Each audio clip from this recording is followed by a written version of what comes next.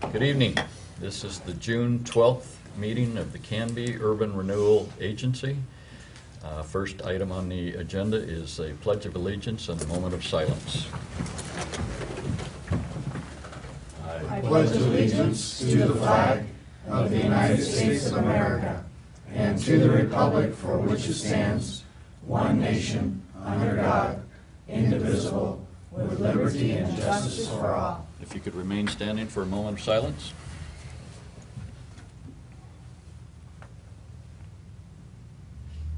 Thank you.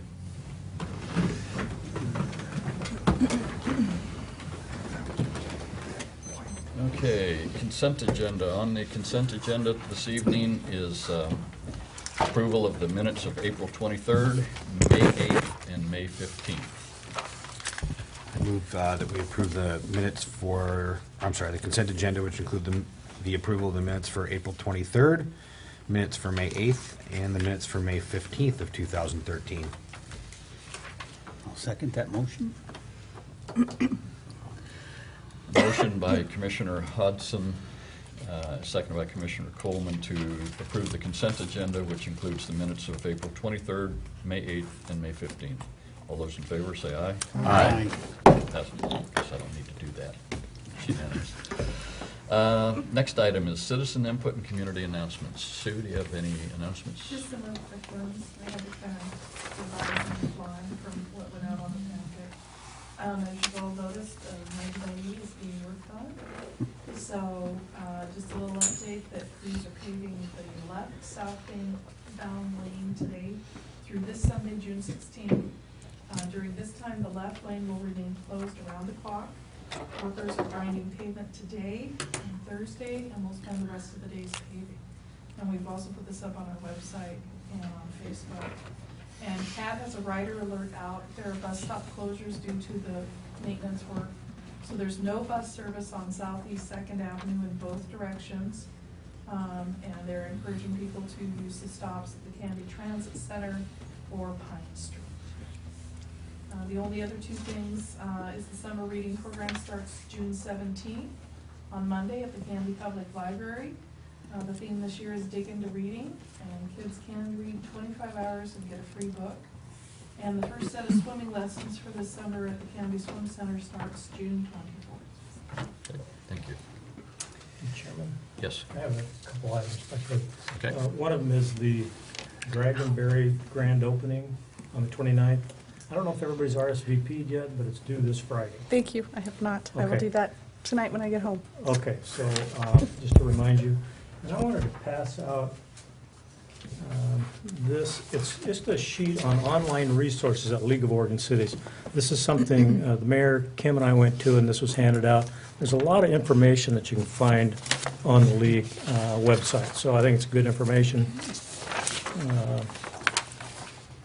A lot of training, a lot of documents. Tells you what other cities are doing. You can get on other cities' websites through there. So it's good information, so I just thought I'd hand that out. Do we have resources for the council members to be able to take advantage of these offerings? Like trainings, yeah, and if you go into documents, some of them you have to pay for, some of them are free. If there's something that you think would be helpful, we can, and they're not expensive, we're talking $5, $10, $15. So if you see a document you think you'd like to see and it costs money, then we can get that for you. Or there's a lot of free documents on there too. Okay, that's what I look for. Is for There are surveys and things like that about what cities are doing. So if you can get in there and compare with other cities. So Okay. it's good information. anything. I hope I work here. Anything else? That's all. Okay. Thank you. Next item is an opportunity for citizen input. Is there any citizen in attendance who would like to discuss something that's not on the agenda? We have one citizen that's not affiliated with the agenda. Bob, you're quiet tonight, huh? Yes. Okay, thanks. All right, new business. First item is presentation on final CMGC evaluation of the findings for the Canby Police Facility. And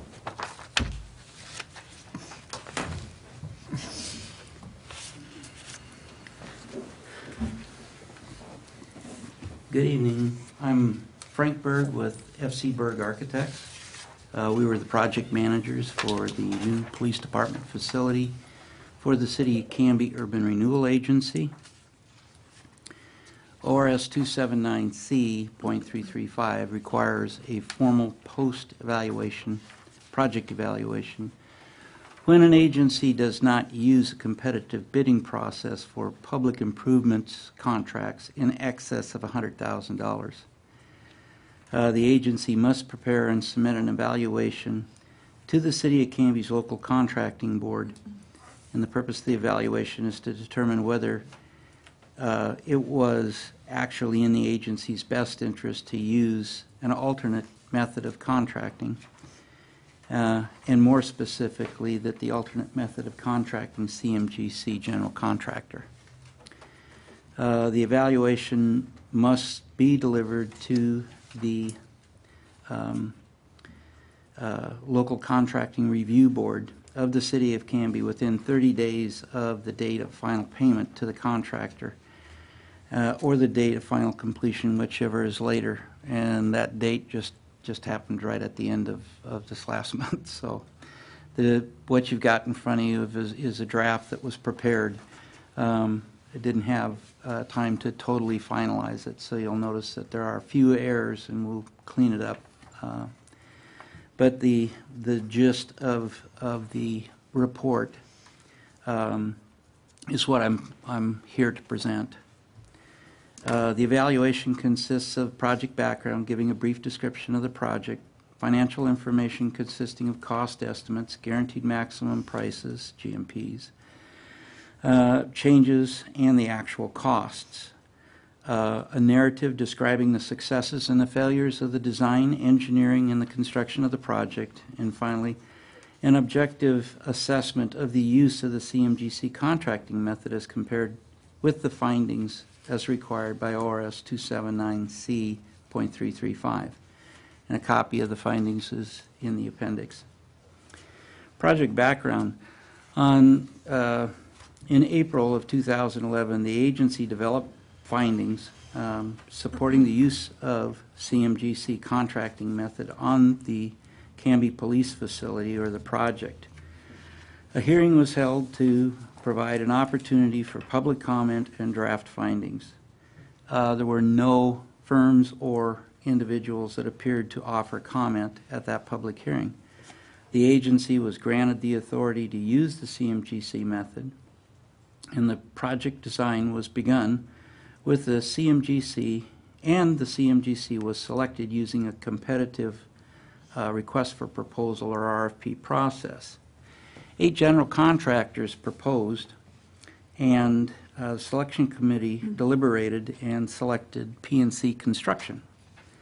The CMGC became an integral part of the project team as we moved forward. The single dominating constraint factor with this particular project's design and construction was that the facility was located on a land previously used as a landfill for the City of Canby, and required site work that took place in the drier months of the year. That requirement was met. To meet the requirement, the project was developed to include an accelerated site work package. This allowed the site work, or site preparation, building foundations, and pad to be in place by the time wet weather occurred in the winter of 2011. After this period, there were delays in the delivery of the building fabricated steel. This action resulted in an increase in the project time and extended the overall project schedule. However, this action did not affect the overall project budget, and the reason for this was the fabrication subcontractor was held responsible by our general contractor, our construction manager general contractor. The financial information, the information in this section is provided in compliance with ORS 279.335, parentheses 2A through 279.335 to parentheses 2C. The original cost estimate of the project was $7,619,277. The post-design documents, or DD phase, the CMGC provided a cost estimate, and the construction cost estimates based on those drawings was $8,479,175. So we were quite a ways apart. After several budget review sessions, the project team managed to value engineer the budget down to the amount which was in the budget, and through the course of several amendments, began to accept guaranteed maximum prices. The amount was $7,668,146, which included the early site work package, under slab plumbing, electrical, and building foundations, and structures and finishes. The original contract budget was $7,878,919. The contractor's original estimate was $8,479,175. So the initial GMP came back at $7,668,146.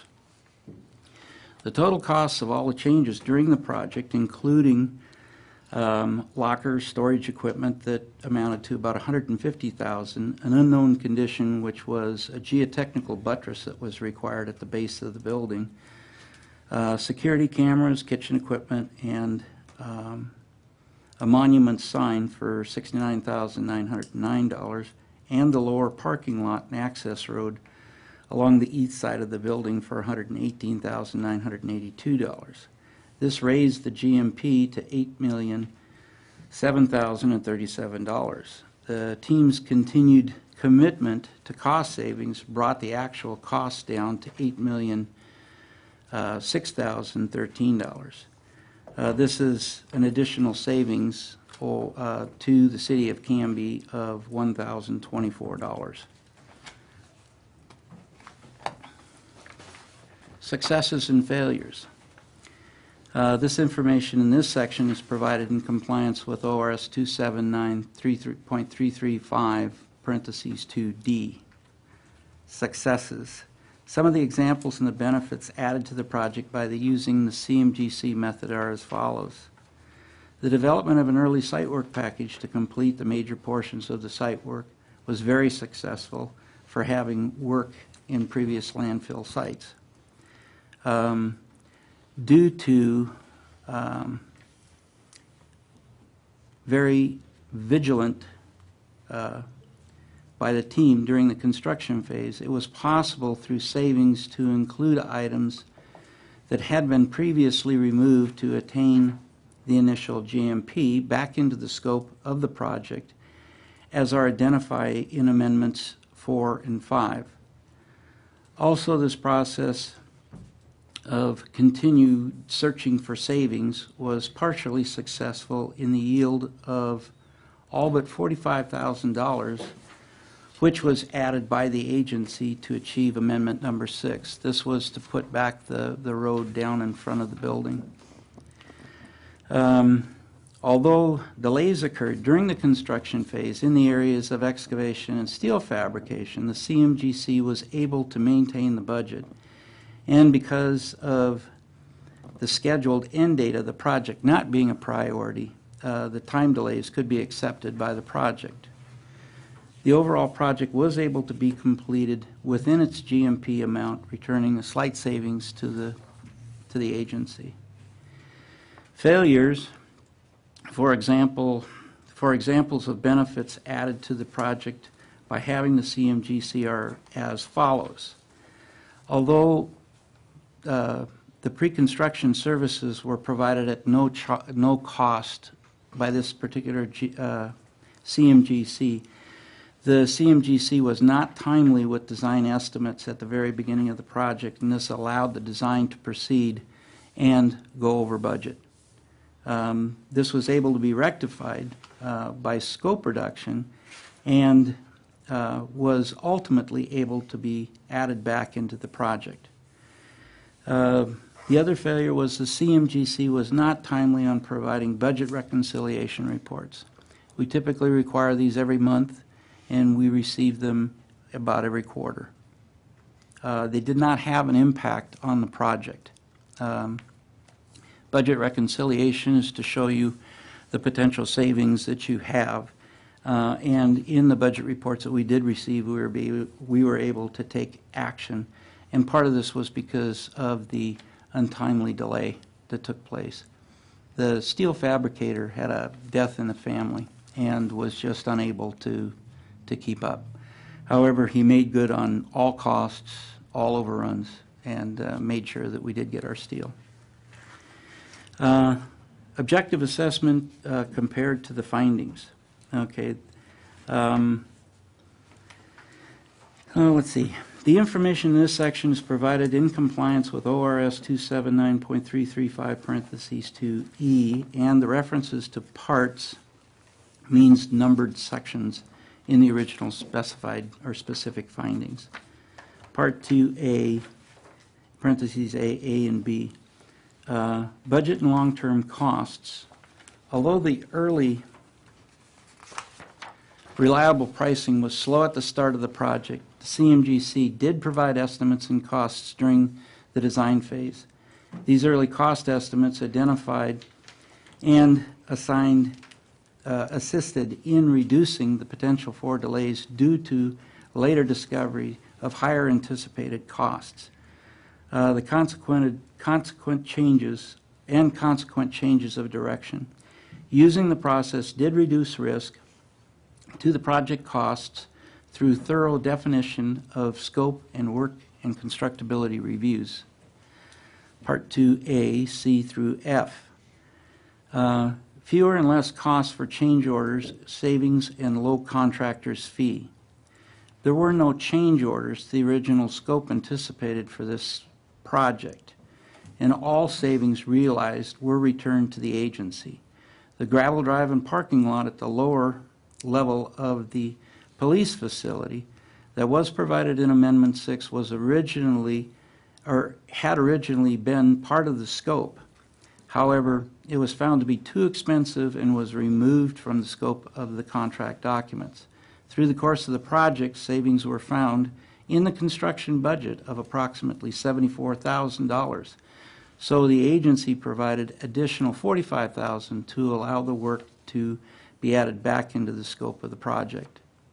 The CMGC fees that had been established were 2.75%, which is below the general range as described in the findings of 3 to 5%. Part 2B, A, B, and C. Public benefit through time and cost savings and an establishment of a GMP prior to the completion of contract documents. The project was successful in completing the early site work package, and this was accomplished prior to the full completion of all the building plans, thus assuring that the work was completed in the dry weather months. Overall, all elements of the project were completed with the net savings in the construction budget as mentioned prior. Part 2C through G. Value engineering process was used extensively throughout the design and construction process in an effort to stay within the construction budget.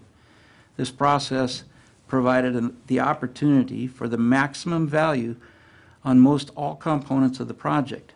The CMGC showed special expertise in being able to keep the early site work on schedule and deal with unknown conditions, unique site conditions, and absorb additional costs thereof within the construction budget. All work was constructed with the full focus of the safety on behalf of the public. The CMGC developed various complements of the project for bid packages in a sequence that benefited the project progression. The CMGC promoted competition to be sure that coverage was received on the various bid packages and provided a complete evaluation and analysis of each bid package received with his recommendations for which subcontractors and vendor selection for the agency's review. In other words, every bid was analyzed and it was listed out and given to the agency with recommendations, and the agency was a part of the selection process of all subcontractors. A high level of technical expertise was demonstrated by the CMGC through the early site work process in coordinating all aspects of the geotechnical and environmental concerns. His expertise in management, estimating, and scheduling, meeting sustainable standards and ensuring energy efficiency for this project was a complement for the overall project. Due to the full and complete understanding by the CMGC in each work package, he was able to submit each of the 6 amendments for the agency's review and approval prior to the completion of a full set of plans and specifications. In summary, the City of Canby Urban Renewal Agency can conclude that the requirements as set forth in our assessment of ORS 279.335 parentheses 2 below were met. It is unlikely that such exemption will encourage favoritism in the awarding of public contracts or substantially diminish competition for public contracts. There was no favoritism was encouraged in all portions of the work, and all portions of the work were competitively bid. In any portion of the work that the general contractor or the CMGC bid, he made it aware in the public announcement that he intended to bid. In this particular instance, he wasn't successful in the components that he did bid. So it was all subcontractor work. The awarding of public contracts pursuant to the exception will result in substantial savings to the public contracting agency. Section 2 of this evaluation shows that the use of the CMGC method on the project resulted in substantial savings over the initial estimate, which allowed additional improvements to be achieved that were thought to be above the funds available. When you look at success, there's a couple of different ways. I say there was substantial savings, and for the construction budget, there was approximately $1,000 that was left over.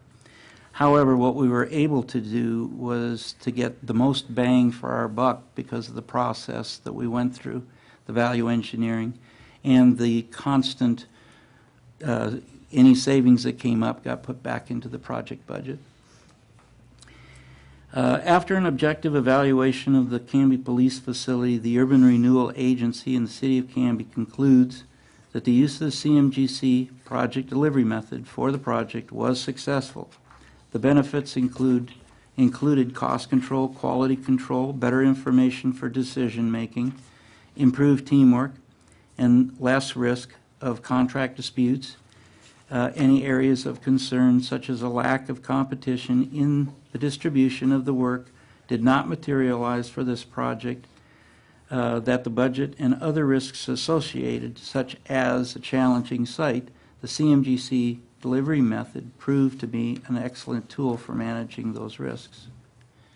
Further information on this evaluation or the project it pertains to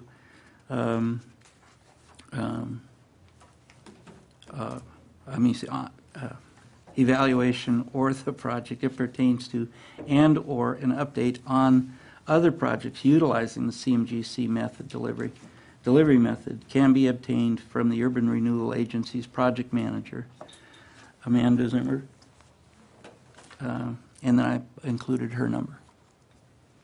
Any questions? Thanks, Frank. Yeah, any questions? I have a few. Great.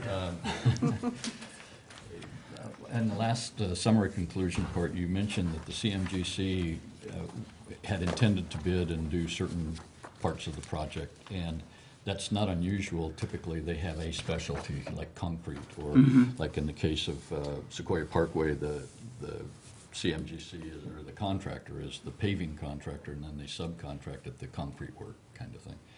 Why didn't he win his bids on his specialty? He did bid one. I mean, he did win one, and that was the concrete. He also tried for the framing, and I think that was it, the framing and the concrete. And he was successful in the framing. Even though that they put together their estimates and whatnot like that, there's a big difference between an estimate and a bid. And in a competitive bid especially, what these contractors really have to sell is the material pretty much costs the same. They can look at the labor and its prevailing wage, that's going to be pretty much the same. It is in their Overheads.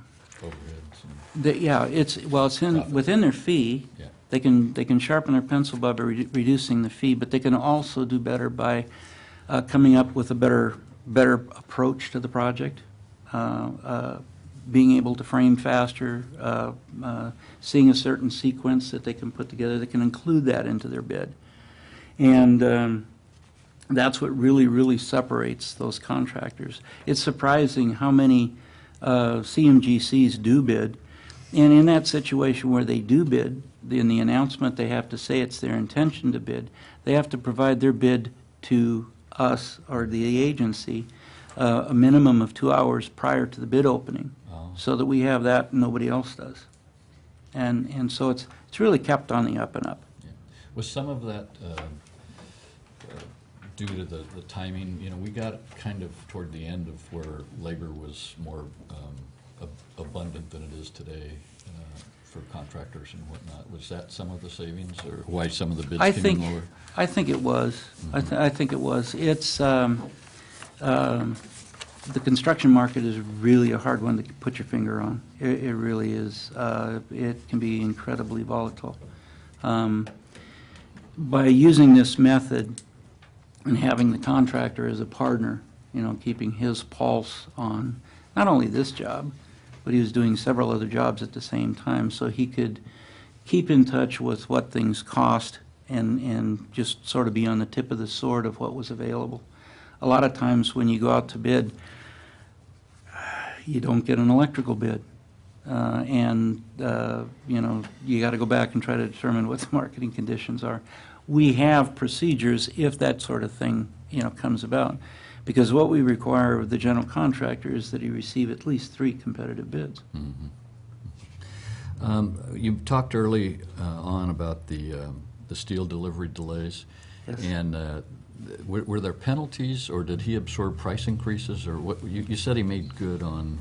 It was the subcontractor. Yeah. And it was a hardship case, and he sucked it up, paid all the additional cost.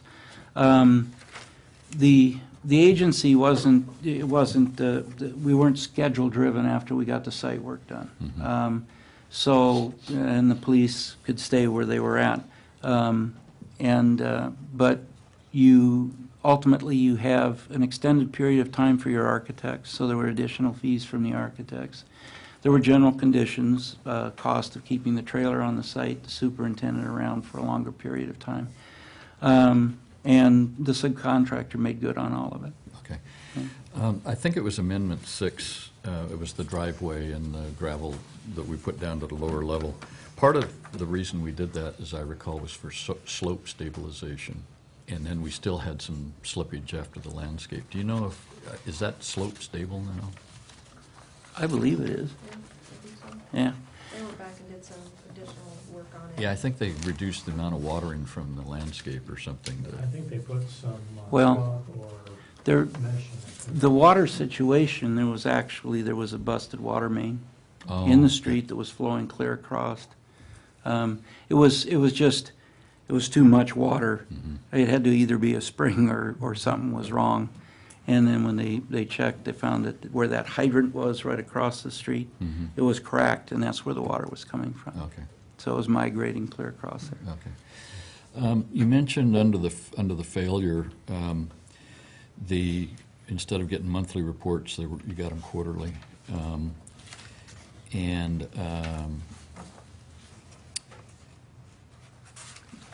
and the CMGC was not timely with design estimates, and this allowed the design to proceed when the project was over budget. Tell me about that a little more. What was Okay. that about? And what does that look like when he goes, or that company goes to do another CMGC kind of thing? Is that the kind of thing that, Well, we had some Scrutinize. pretty strong talks about that because, I mean, as far as a reference and whatnot like that, this is a matter of public record. In a solicitation for CMGC, there's 3 components of cost that are competitive. You want to know what their fee is to do the job. In this particular case, it was 2.75, very reasonable, Yeah. below the 3%. Also, you put enough information together for them to develop their costs to do the work, their general conditions. That's another competitive component. And the last thing is you're bringing them aboard before the design is done, and you're having him assist you through the design with estimates and things like this.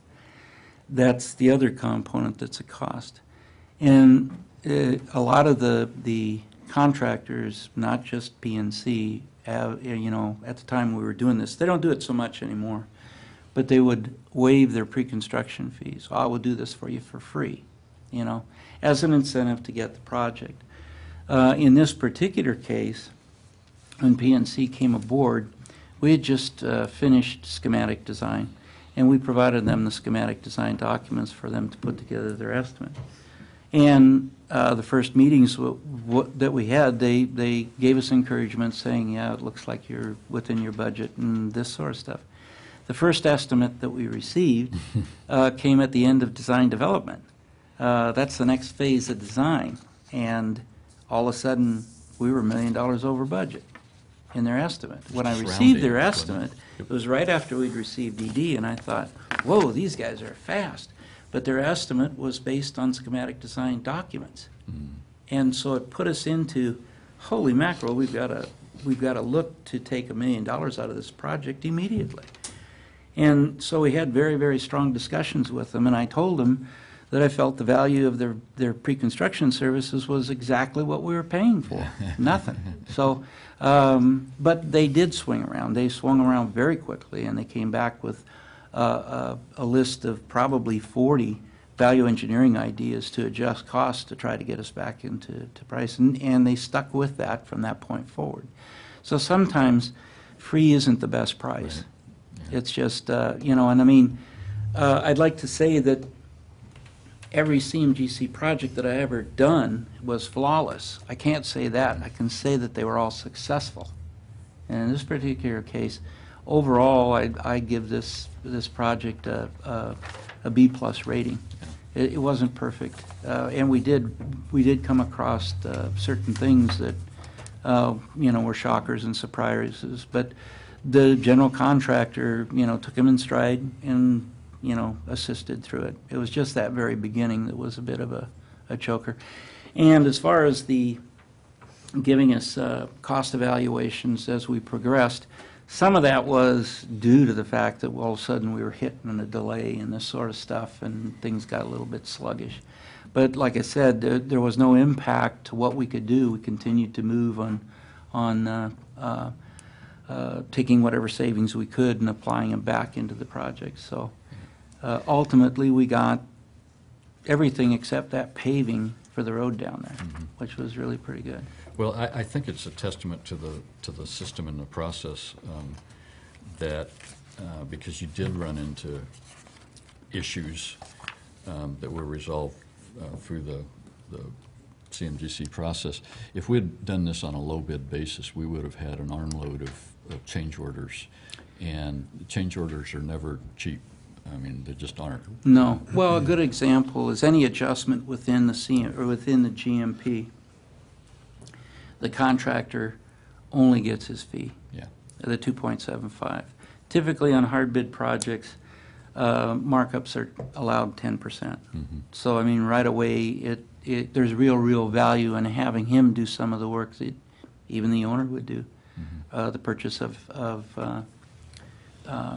FF&E owner furnished equipment, Right. and that sort of stuff. We looked at purchasing lockers and things like this for the locker rooms, and through state procurement. However, at the 2.75% markup, we had him bid it, and we saved $45,000. So I mean, it was things like that that really do pay off in the end. Yeah, good. Okay, that's my questions. Mr. Chair, I just had one question. I had two. You asked the other one for me. Under successes, in B there, you talked about being able to add some of the items back in. You talked about the lockers. What were some of the items that were originally taken out and then added back in? Well, one of the bigger ones was the road, and boy, put me on the spot. There was let's see, mechanical equipment. There was downsizing, not downsizing, but quality changes and things like that. There were, and that was a great deal of it. It looked as though we had to reduce standards in some particular cases.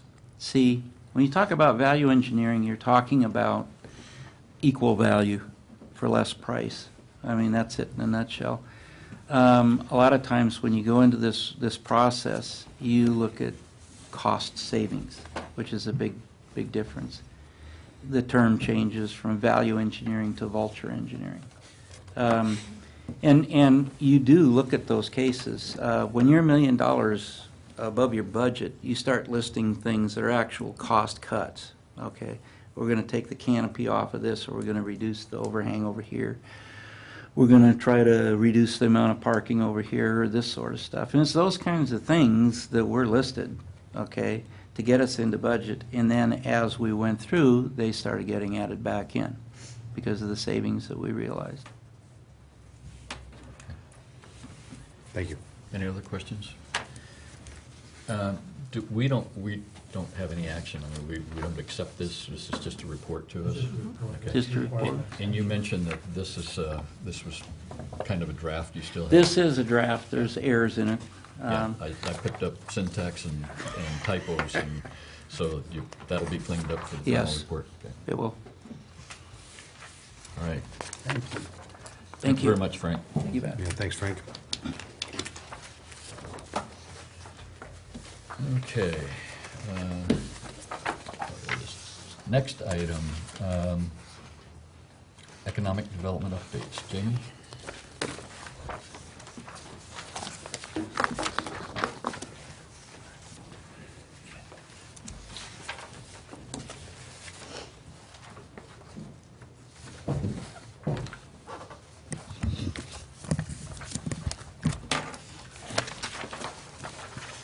Hi, Jamie. Hello. How are you? I'm wonderful. How are you guys? Great. Good. So Jamie Stickle, Main Street Manager. I'll just get started with promotions. On June 7th, it was First Friday in downtown Canby. 5 businesses participated, including 1 new business, Red Door Antiques. Downtown businesses feature food specials, retail specials, drink specials, and more. And while we have some businesses that have participated from the very beginning, with 5 businesses participating, it struck some chords that maybe we need to start thinking about a revamp. And so I've worked with some of the businesses. Last night there's a merchant group that has started to meet, and I was lucky enough to be invited to that meeting. And so brainstormed a little bit with them, and then there's some other businesses that have participated in First Friday in the past that weren't able to make it last night. And so hopefully we can expand this program even further to make it even more successful than it is. We had a cash mob, brought cash mob back in May. So the first cash mob was Miss Adeline's, and then this time was the Place to Be Cafe. I unfortunately was unable to make it due to family business, but the volunteer who helped to lead the cash mob said that Place to Be Cafe was very busy for the rest of the afternoon, and we've changed the way that cash mob is, so it's now announced on our Facebook page and then cross-promoted on theirs, so that we can build that excitement of reaching out to the customers who love, hopefully all of our businesses, but maybe our coffee or music people, so they want to go to the Place to Be Cafe, or Miss Adeline's friends, so they want to go to Miss Adeline's. So encourage everybody to participate in cash mobs in the future, and it's going very well. The promotions committee is continuing to organize the Garden Spot Run for September 7th. It will feature a 10K, 5K, kitty run, and doggy dash. We're coordinating all of the efforts of this event, including music, children's activities, and vendors. We really hope for it to be a family-friendly event that brings people to downtown Canby and gets them a little active. We're looking for volunteers, vendors, or sponsors, and for more information, you can visit thegardenspotrun.com or Facebook /GardenSpotRun. Building off the We Speak Cycling meeting that was held on Monday, May 20th, Clackamas County Tourism and Cultural Affairs worked with the Main Street program to provide an advertising opportunity for downtown businesses. The businesses were able to create a coupon. Clackamas County gave lots of different ideas. For example, buy one bike tube, get one free from the Bikes and More, which is actually what the coupon he chose to do, so chose to participate in. It was made available with a QR code so that we could hopefully capture the riders that were there and bring them back to Canby. Pioneer Century was very open about the fact that these riders aren't really looking to do anything that day. They're not really looking to spend money the day that they come and ride 100 miles. So it's a way to bring them back, and we had 5 businesses participate. But this is just the start. We have most of these coupons run through September, and in September we actually have something called the Blueberry Ride that will be coming through Canby. So hopefully we'll be able to do something like this and expand the amount of businesses who participate. And in the meantime, pass out the information that Clackamas County provided us that really gives some good tips on how to make sure that downtown Canby is really bike friendly, and whether that is being able to tell people where ATMs are, which is pretty easy, but it just as long as we're making it as easy as possible, we're hopefully welcoming here instead of someplace else. Jamie? Yes. Can you tell an old head what is a QR code? Yes. It is one of those funky-looking codes. It's all black and white spotted, and you shoot it with your phone, Okay. and then it pulls up whatever. And so in this case, Clackamas County made us our very own QR code, and it went to a sheet that said, you know, Downtown Canby welcomes you, and then had those specials available on it. Thank you for asking. I thought that's what it was, but I wasn't sure, you know. I'm not much on this new phone technology I have a stuff. question also, if I Yeah. may. You talk about the Clackamas County Tourism and Cultural Affairs. Don't they give grants for tourism to communities? And can we go for a grant? And aren't they funded some of that through the transient tax, and they grant that out to? I believe cities? so. I know that there are grants out there, and we've applied for one, which we didn't get, but we're trying to find other ways to work. We applied for one regarding the kiosks that were identified through the visioning process. And the reason that we didn't get that grant is because they are trying to start a kiosk program. So there might be opportunities for us to work with them in the future. The county is? The county, yeah. Or tourism. The tourism, yes. And so, yes, there are grants, and yes, we'll apply for any money that they have available to try and bring tourism to Canby. Moving on, a new promotional tool to market downtown businesses is called the Downtown Draw. Each month it will feature a new business and be posted on our website, our Facebook page, and in our electronic newsletter.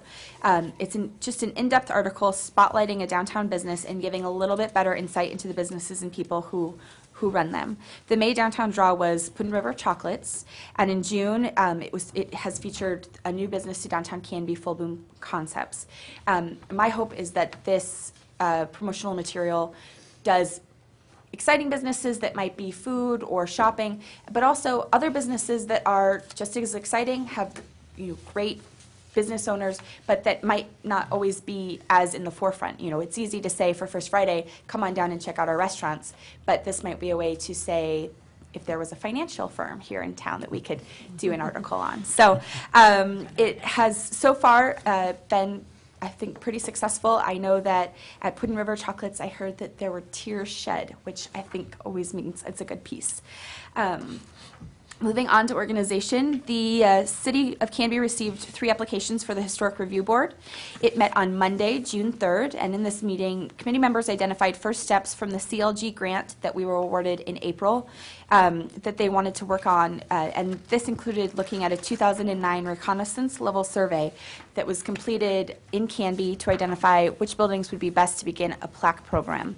And we haven't completely delved into what the plaque program will look like, but I have to say with these 3 people who are on the Historic Review Board, they all come from different backgrounds, and they're all really interested in being involved and saving our history and promoting our history as a way to bring people to downtown Canby. So the 3 applications were people that applied for the board? Yes. Not buildings or people that are, Yes, the first one, 3 people. all right. And originally, we had identified that they would meet 2 to 4 times a year, but they were so excited in their first meeting that we made a meeting for next month, and so they will meet again on Monday, July 1st. The information I passed out to you regarding parking, on First Avenue, the new parking signs have been installed, which follows the recommendations of the parking study completed in summer of 2012. One of the parking recommendations was to form a parking committee, which we are calling a parking task force, because it's more goal-oriented, short-term projects that maybe they meet for a couple times now, and then if we have to revisit in 6 months or a year to see how things are going. Comprised of downtown business owners. The informational sheet that I provided to you was passed out to downtown businesses, and this will help to ensure that the city is being responsive to the concerns regarding parking, and also take some of these recommendations that we received through the parking study, so that we can make sure that with the new hour set, more spaces will be available for the downtown patrons. And I think it's interesting, Renata and I were at a meeting at a county level, just touch-base meeting, and there was a whole conversation about the Main Street program and how the 4-point committee approach doesn't always work in today's standards. When it started, it was in the 80s, and apparently people were much more likely, please don't laugh, I didn't mean that in a rude way, but apparently I wasn't there. People were much more likely to give their time and give their money to nonprofits or to community-minded events. And so nowadays, people don't have as much time. They're not as willing to give a good chunk of money. And so there was a lot of conversation regarding the task force idea. And then I just came from a training yesterday at the state level, and they talked about the same thing, that it might be better to have these task force where you can get people to work on one project for 6 months instead of saying, sign up to the promotions committee for the rest of your life, which if anybody's looking to do that, they can contact me, and I would gladly take any more volunteers. Mr. Chair. Yes.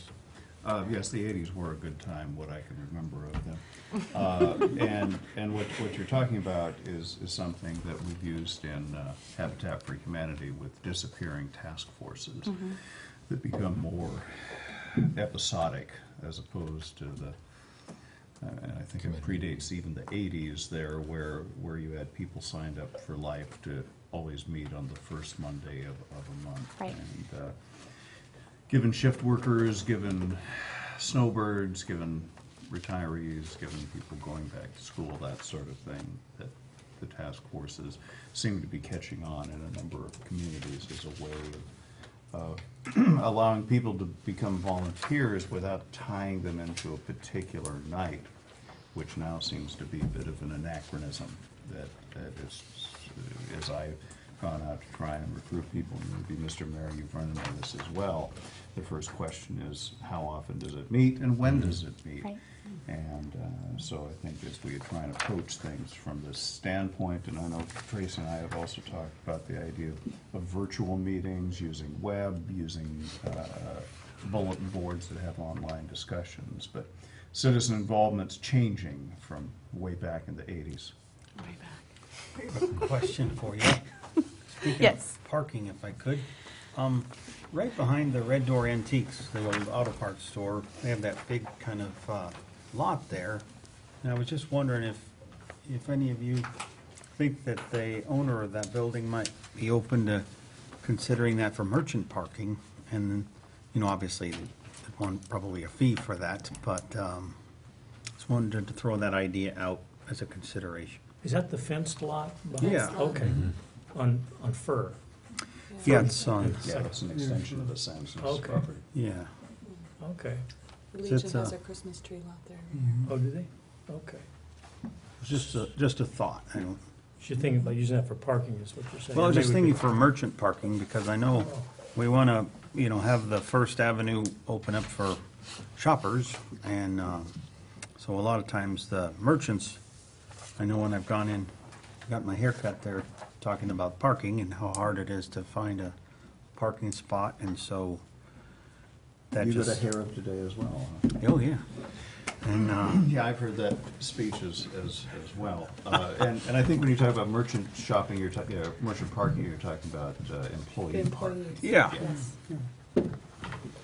I think that it could be a good task force to put together and look into talking to them. Sorry. Question on the parking also, how are we going to regulate, do we have a meter person that's going to check the time, I mean, not the meter, but the time issue that they, Parking enforcement. right? Yeah, and that would be, I think we've identified that code enforcement would do random enforcement. And it would be, as of right now, if you looked at the back of the sheet, there is a map and it talks about all the different hours. And somebody said to me when I walked into the business, she said, well, I work 12 hours a day or a 12-hour shift. So this doesn't work for me. And the thing that we need to make sure that we're pointing out and that our signs say is that if the time limit is only through Monday through Friday, 8 to 5, that would be random enforcement, that makes a big difference. That means that if you wanted to park there at 4 o'clock at night in a 2-hour parking and park till 8 o'clock at night, once you pass that time limit, just like if you were in Seattle or Portland or any other city, then it's kind of free time. Does that There's make no sense? free time in Portland anymore. I know, even on Sundays. I know it. It's incredible. What has been the, as you've taken this around, what has been some of the dialogue that you've had? It varies, actually. There are some people who say, this would be great for my business to move either my neighbor, or to identify some spots for some of my customers that would be here a little bit longer term. Some people say, well, how far would I have to walk if I'm a business owner? Some people say there's no need for parking enforcement. In my experience in dealing with just the community that I came from and here, and then having a network of other communities, if you bring up parking in a room with people that work on downtown or work on parking, everybody has a parking problem. And I think that the real goal is to take the recommendations from the study that we had done from a very well-known firm and take what our business owners are saying and our managers are saying and meld them together so that it works for the greater good. Will everybody always be happy with parking? Probably not. But if we can shoot to really send that net out far and really make it for most of the businesses, I think that should be the goal. It's my goal. I think Jamie's first comment is what I've run into, that people do have advice for other people other than their own business, that would be a first. tend to be more specific about how they want other people to operate. Isn't there a spiritual thing about seeing a splinter in your neighbor's eye and not a stick in your own? But having wandered up and down the street today, that was what I got from people, is that they were saying, well, this guy over here is always parking on the street, and Right. it seems to be that type of thing. I suspect it's never going to be perfect. It's going to be something that is going to take some time to work through. It amuses me that some of the people who came to us and pushed this, wanting city government to get involved with this, are people who also tend to advise me to keep government out of private business. So we tend to have a backwash here on when we should get involved with things. But keep us informed. My guess is that once Carla gets out there and makes a little bit of noise, makes a few tickets, that we may hear some more information on this. So we are going to be expecting some chalk marks then, I Well, assume. That will be, we're gonna do an education process first. Right. We wanna make sure that word is out there. And I think you're going to get the committee together first to discuss it and educate, and then we'll do the enforcement piece. That was going to be my point also, is that, there are cities that just decide they're going to start charging, or not charging, they're going to start monitoring parking, and they just do that. And from what I know about our city, that's probably not the best, because we've got business owners and customers with huge hearts that come to see their friends and their neighbors. And so to make it reach, again, as far as we can, there has to be a parking task force, but then also an education period of talking to those business owners that maybe weren't able to make the meeting, maybe they didn't want to make the meeting, about what we are doing moving forward. Make sure that they know what the rules are, but then also do an educational piece for the customer, so that they don't just show up and get a ticket, but that in Yakima we did a piece of paper on every door that said, by the way, do you know about the new parking rules? There are people that will still walk past that and not pay attention. I'm sure that I have done that in a million different cities. I got 2 parking tickets last month, not here, but because I didn't follow the rules. But so if we're making it as easy as possible for people to know what the rules are, to let the business owners know what the rules are, I think that we can help to make it a community-wide informational program before we start making any. This is, yeah, it's interesting to go in and have your hair cut and have this be a topic of conversation with people with sharp objects in their hands. And whether it be scissors or clippers, I know, looks good. And so I think our approach is good in terms of the task force piece, the communication piece.